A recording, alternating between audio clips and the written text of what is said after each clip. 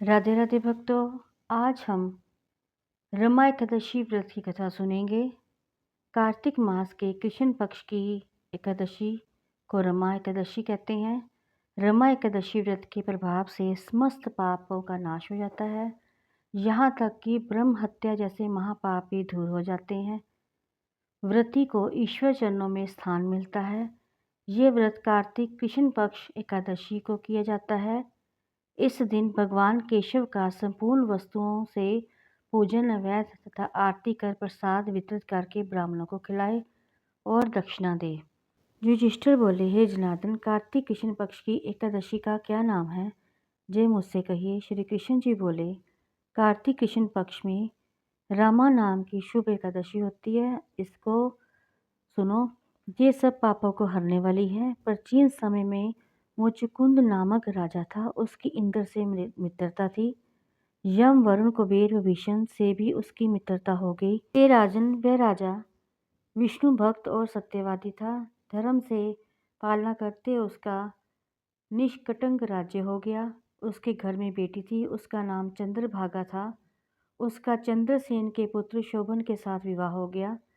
नृप व शोभन कभी अपने ससुर के घर पर आया। उस दिन पवित्र एकादशी का व्रत आया।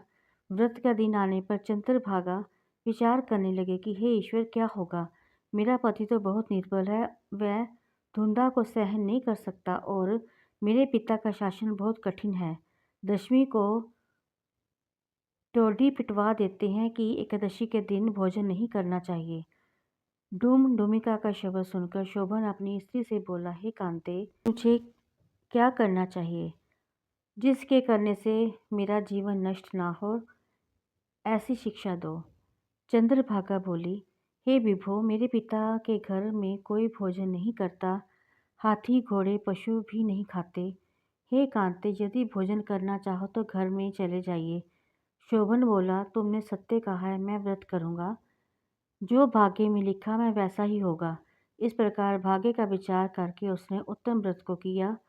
भूख प्यास से पीड़ित हो गया और वह बहुत दुखी था। वह व्याकुल हो रहा था। सूर्य अस्त हो गई। रात्रि वैश्य मनुष्य को हर्ष बढ़ाने वाली हुई। भगवान की पूजा करने वाले, जागरण करने वालों को ये रात्रि आनंद देने वाली हुई और शोभन के लिए असहाय हो गई। सूर्योदय के समय शोभन की मृत्यु हो गई। राजा ने योग्य सुगंधित चंदन की लकड़ी से उसका दाह कर्म कराया। चंद्रभागा ने पिता के निषेध करने से अपना शरीर नहीं जलाया। उसका अंतिम संस्कार करके पिता के घर में ही रहने लगी। हे नृपश्रेष्ठ, रमा के व्रत के प्रभाव से मंदराचल के शिखर पर शोभन को बहुत रमणीक देवपुर मिला। वह बहुत उत्तम और अनेक गुणों से युक्त था। उसमें पन्ने से जड़े हुए सुवर्ण के खंभे थे। अनेक प्रकार की रूटिक मणियों से सुशोभित भवन में वह निवास करने लगा। सिंहासन पर बैठ गया। श्वेत शस्त्र और चवर प्राप्त हो गए। किरीट, कुंडल, हार, बाजूबंद इसमें शोभित हो गया। गंधर्व और अप्सरा सेवन करने लगे। वहाँ शोभन दूसरे इंद्र की तरह शोभा को प्राप्त हो गया। चुक कुंदपुर में रहने लगा। सोम शर्मा नामक ब्राह्मण तीर्थ यात्रा के लिए भ्रमण करता हुआ गया।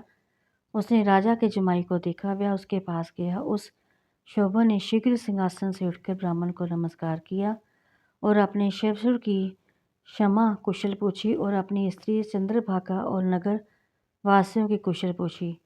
सोम शर्मा वाले राजन, तुम्हारे ससुर के घर में कुशल है, चंद्रभागा सुकुशल है और नगर में स्वस्त्र सब कुशल हैं। हे राजन, आप अपना कुशल वृत्तांत कहिए। हे राजन, वह विचित्र नगर में आपको कैसे मिला, सो कहिए। शोभन बोला, कार्तिक कृष्ण पक्ष की एकादशी होता है।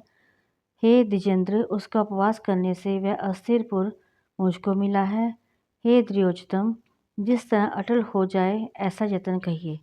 ब्राह्मण बोला, हे राजेंद्र, ये स्थिति क्यों नहीं है और अटल किस तरह होगा, वह मुझसे कहिए, मैं इसका निश्चय करूँगा। शोभन बोला, हे प्रिय, मैंने ये व्रत श्रद्धापूर्वक नहीं किया, अतः मैं इस नगर को अस्थिर समझता हूँ। चंद्रभागा से यह वृत्तांत कहिए, तब वह नगर स्थिर हो जाएगा।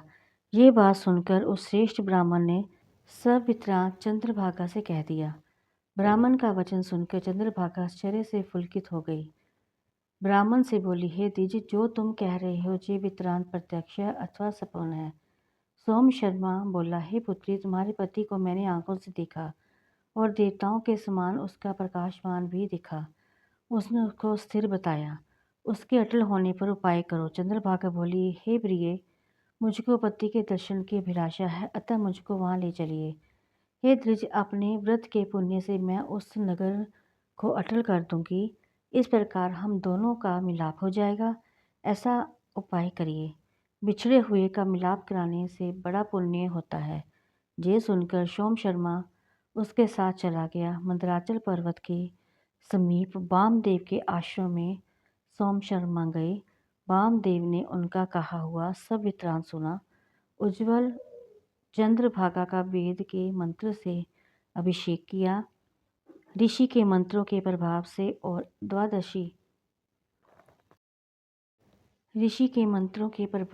एकादशी के व्रत के प्रभाव से चंद्रभागा का दिव्य शरीर हो गया और दिव्य गति प्राप्त हुई। प्रसन्नता से पुलकित नेत्र किए हुए अपने पति के पास पहुंच गई। वह चंद्रभागा अपनी पत्नी से प्रसन्न होकर सुंदर वचन बोली, हे कांत, जो कुछ पुण्य मेरे पास है उसको सुनिए। जब मैं पिता के घर में 8 वर्ष की थी, तभी से मैंने एकादशी का व्रत विधि पूर्वक और श्रद्धा युक्त चित्त से किया है। उस पुण्य के प्रभाव से तुम्हारा नगर अचल हो जाएगा। महाप्रलय तक सब कार्य पूर्ण हो गए। इस प्रकार वह अपने पति के साथ आनंद से रहने लगी। वह दिव्य रूप होकर, सुंदर भूषण से सुशोभित होकर सुख भोगने लगी। शोभन भी उसके साथ दिव्य रूप होकर विहार करने लगा। रमा एकादशी के व्रत के प्रभाव से वे मंदराचल के शिखर पर आनंद से रहने लगे। ये एकादशी चिंतामणि अथवा कामधेनु के समान है।